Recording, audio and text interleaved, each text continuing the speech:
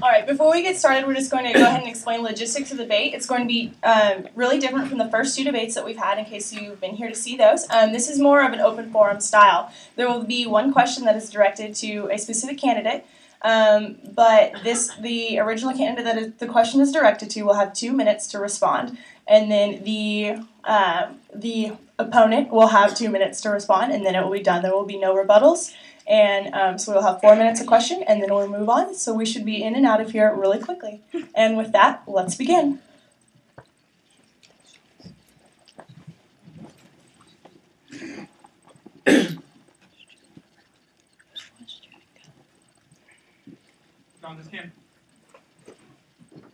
John, this campaign process has been going for quite some time now. How do you feel that you have exhibited Aggie core values in your campaign thus far?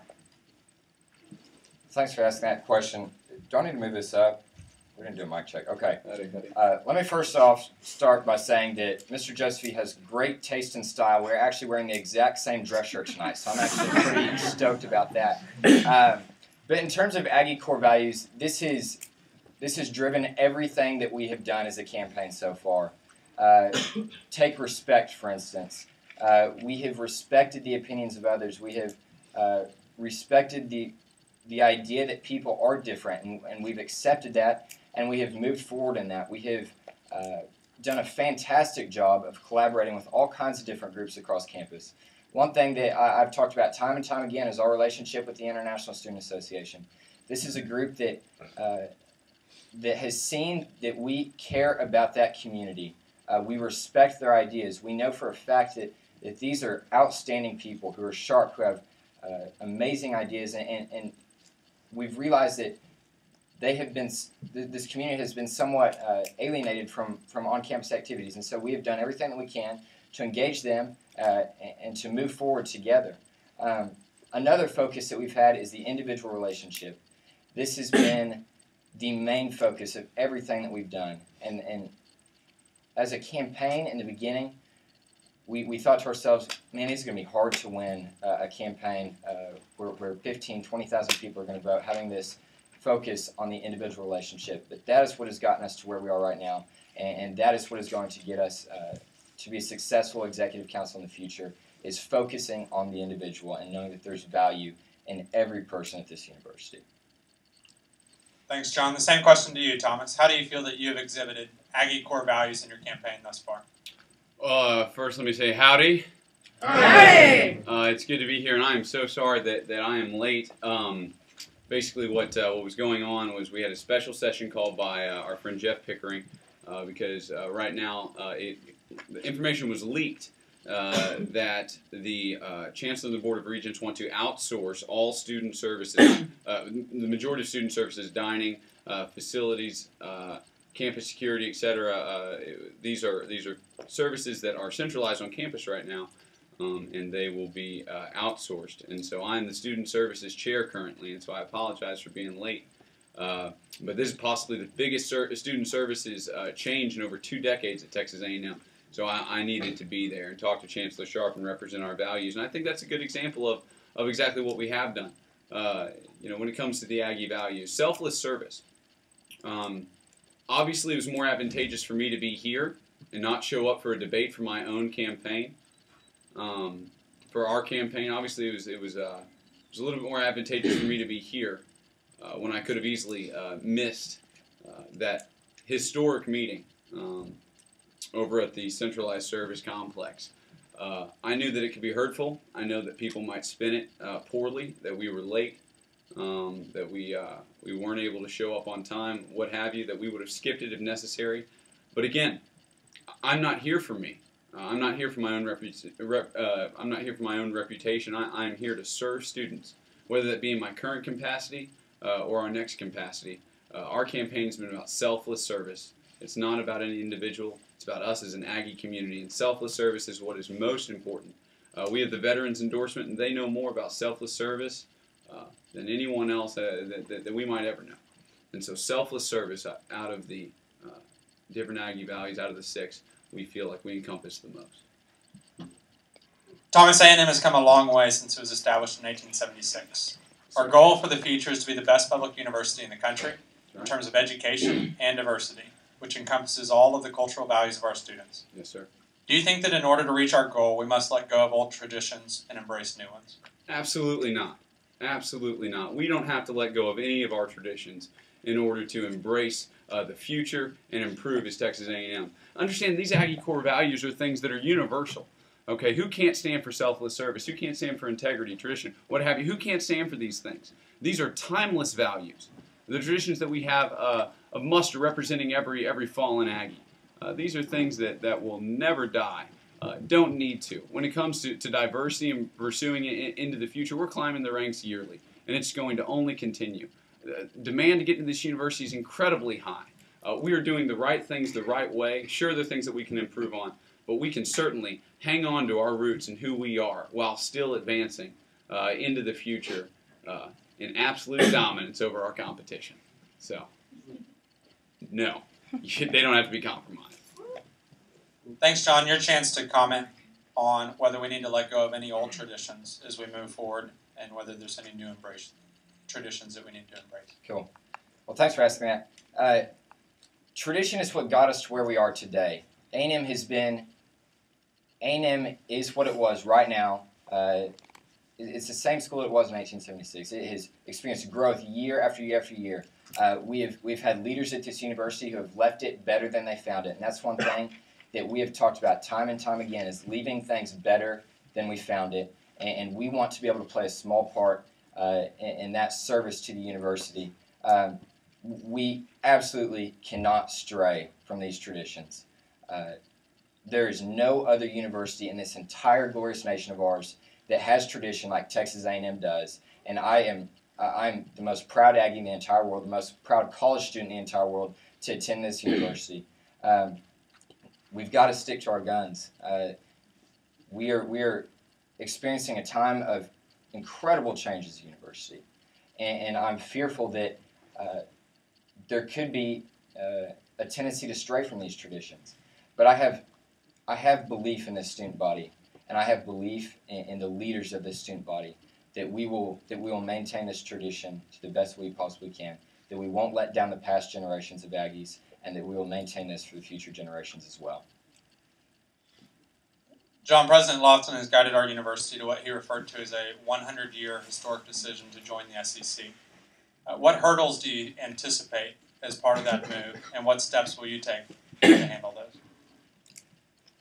Well, I think that is very closely related to this last question that we asked. In this period of change, in this period of growth, will we as an institution maintain our status as Texas A&M, or will we stray from it? I think that's going to be the biggest challenge that we face. It's my hope as student body president that we will be able to align as student leaders, align as a student body, and say, we want to continue to be Texas A&M. We are going to do our absolute best to move forward, to be a top 10 consensus university in the entire nation. Good grief, I should turn my phone on silent. It's vibrating. This is distracting. Who is it? Glenn Phillips, the bearded one.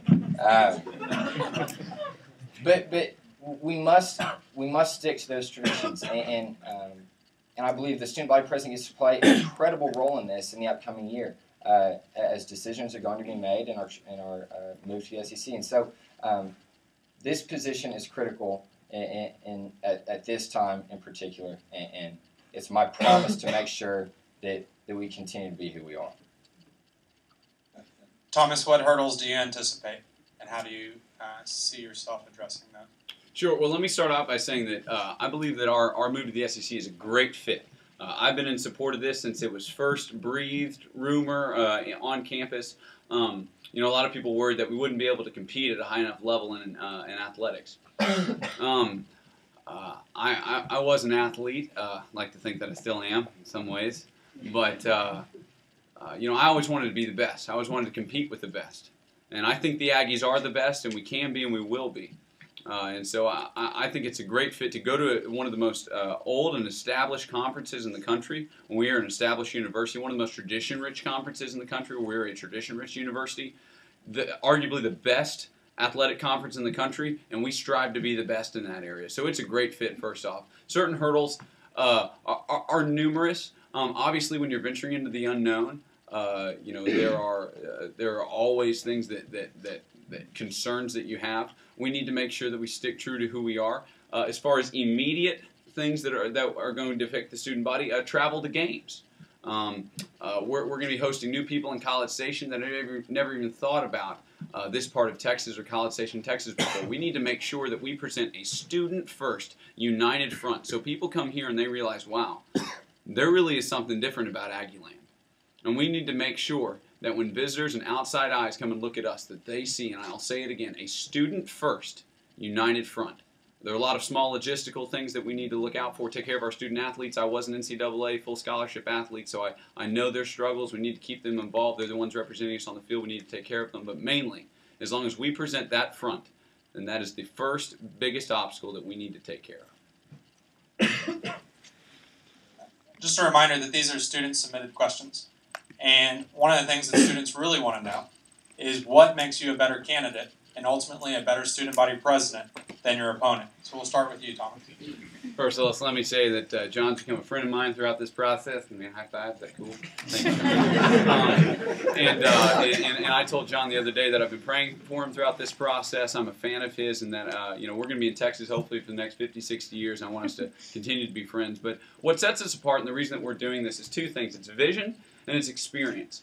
You know, candidates can come up here and they can talk about ideas. Oh, we have all these specific ideas. Well, we can find SGA nerds like me to put together a list of ideas. There's no shortage of ideas in this room. There's some brilliant brains here at Texas A&M.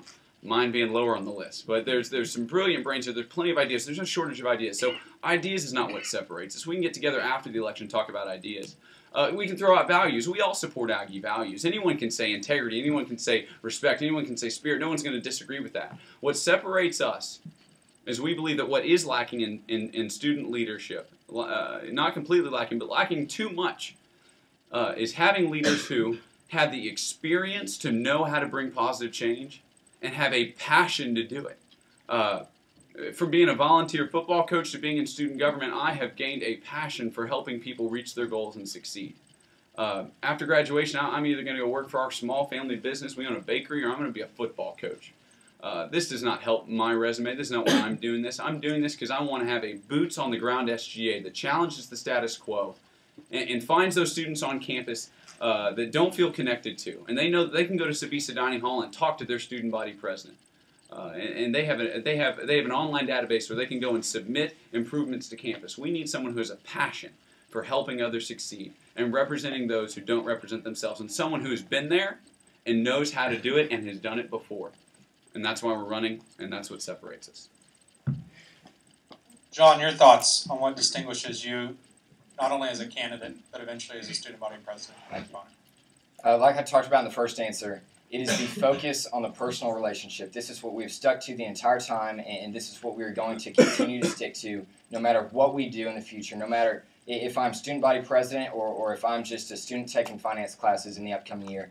That will always be my personal focus, and it's my hope that this example that is set will lead others to follow that example. We believe that this is something that's critical as we move forward as a more diverse university, that we have to focus on the personal relationship to grow together.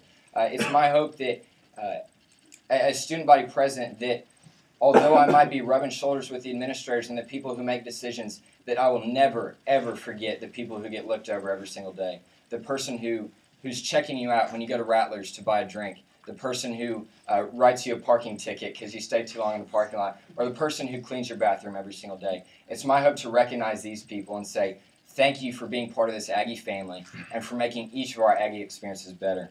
And then I'd also like to touch on experience. This position is not simply the student government president. This is the student body president. And you must have experience outside of student government to do this job effectively.